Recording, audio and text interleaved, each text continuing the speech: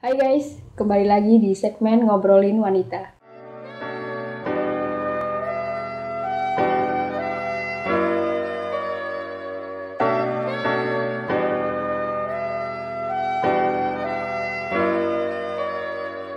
Kali ini gue akan ngebahas wanita Pakistan yang menjadi korban penembakan oleh Taliban.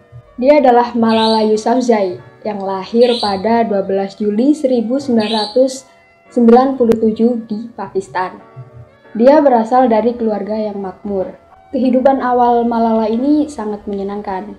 Dia tinggal di daerah yang terkenal dengan destinasi wisata yang sangat populer, yang terkenal dengan festival musim panasnya.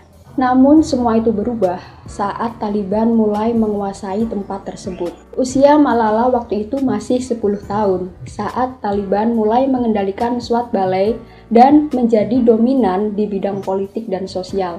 Taliban melarang perempuan bersekolah dan melakukan kegiatan budaya seperti menari. Bahkan menonton televisi pun tidak diperbolehkan. Wah, gila sih ini. Kemudian bom bunuh diri akhirnya menyebar hingga akhir 2008 dan Taliban menghancurkan sekitar 400 sekolah. Ini nih yang bikin gue bangga banget sama si Malala. Di usianya yang terbilang masih remaja, dia begitu peduli banget dengan pendidikan yang ada di daerahnya. Dia itu kayak nulis blog gitu.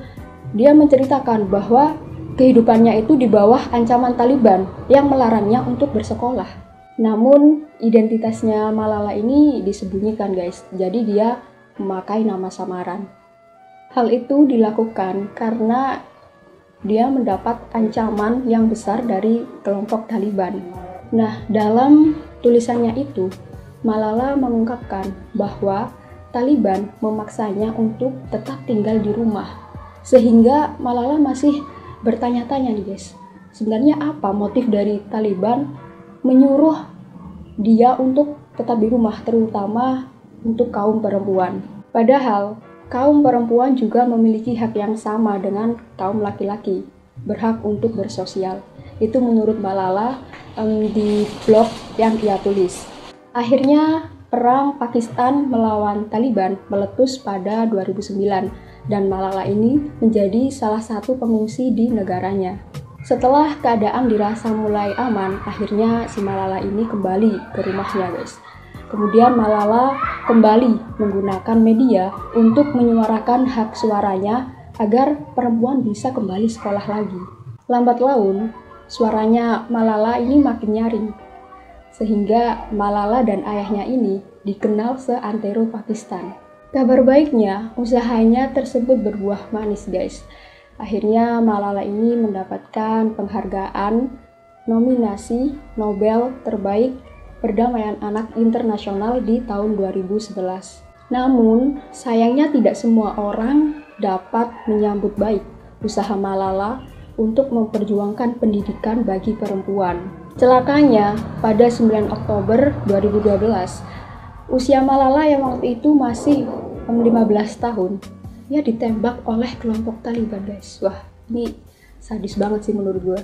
Pada waktu itu, Malala sedang duduk di bus dari sekolah menuju ke rumahnya. Dia duduk bersama seorang temannya dan ngobrolin tentang PR sekolahnya. Lalu dua anggota Taliban menghentikan bus tersebut. Kemudian memanggil nama Malala dan menembakkan 3 kali ke arahnya. Wah, ini gue speechless banget sih saat gue baca berita ini guys. Karena di usia Malala yang masih terbilang muda, 15 tahun, ini udah ditembak oleh Taliban gara-gara usahanya yang memperjuangkan pendidikan perempuan. Malala ini terluka serius guys, karena satu peluru menembus kepalanya dan yang lainnya bersarang di bahunya. Ia langsung dibawa ke rumah sakit militer di Peshawar, tepatnya di Pakistan. Kemudian 4 hari selanjutnya ia dipindahkan ke Inggris untuk mendapatkan perawatan yang lebih intensif. Malala melakukan banyak operasi, termasuk perbaikan syaraf wajah yang sebelah kiri karena mengalami kelumpuhan. Tetapi untungnya dia tidak menderita kerusakan otak besar. Lalu pada Maret 2013, ia mulai bersekolah di Inggris. Atas penembakan yang menimpa dirinya waktu itu, akhirnya dukungan besar-besaran mengalir padanya. Dan Malala melakukan pidato untuk PBB. One child, one teacher, one book, and one pen can change the world. Education is the only solution. Education first. Thank you.